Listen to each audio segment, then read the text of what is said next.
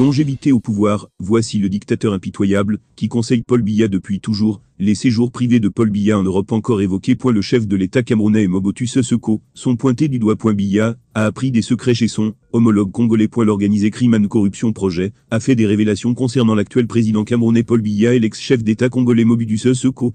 Paul Biya, depuis son accession au pouvoir, aurait séjourné 0,4 ans et demi à l'Intercontinental, y dépensant plus de 180 millions de dollars. S'appuyant sur cette information, le lanceur d'alerte camerounais Bory Berthold compare les habitudes des deux présidents.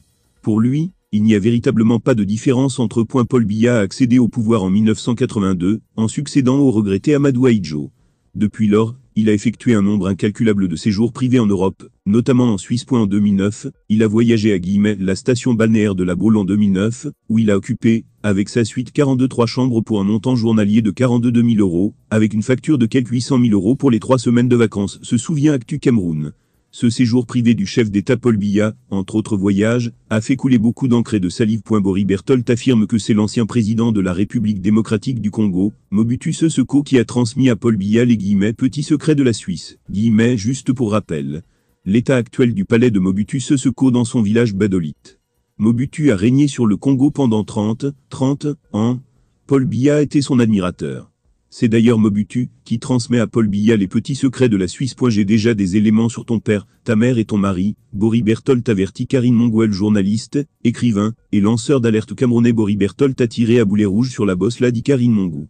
Sur Facebook, il lui dit quelques noms d'oiseaux qui peuvent ne pas plaire à la fondatrice de l'Institut de formation professionnelle Karine Monguel, IFPCM. Bory Berthold a communiqué à travers sa page officielle. La bandite de Karine Monguel a profité de 3 jours d'absence pour inonder l'espace médiatique de ses mensonges.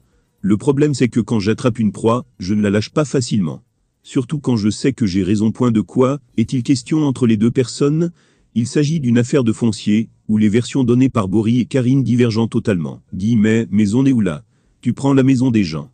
Tu fais les travaux sans leur autorisation. Quand ils se fâchent, tu enfermes un papa de 83 ans, et tu amènes une famille au tribunal. Mince, on est où là? Et tu dis que pour sortir, on te rembourse ce que tu as investi. Mais qui t'a demandé de casser la maison des gens, lui a lancé Bory Berthold. Le journaliste continue. Mon goût, c'est quand tes propres enfants vont te dire que « Maman, on dit que tu es une voleuse » que tu comprendras. Le business n'aime pas le bruit.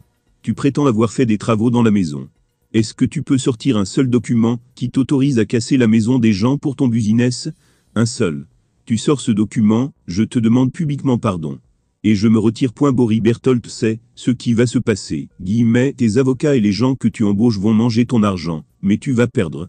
Je vais te dire à l'instant où je te parle que j'ai déjà des éléments sur ton père, ta mère, j'enquête sur ton propre mari. Tu veux faire du sale? Je vais te le servir. Je déteste les voyous. Et quand je vais finir ici, je vais te montrer que tu ne connais pas Yaoundé. Mon goût, tu n'as même pas une seule idée, jusqu'où je vais aller. Une bandite comme ça. Soit vous vous arrangez à l'amiable, soit j'utilise pour te dire que je ne suis plus seul. Va te montrer que dans Yaoundé là tu n'es rien. Juste une commerçante de Jansan, a-t-il conclu. Voilà Karine Monguel avec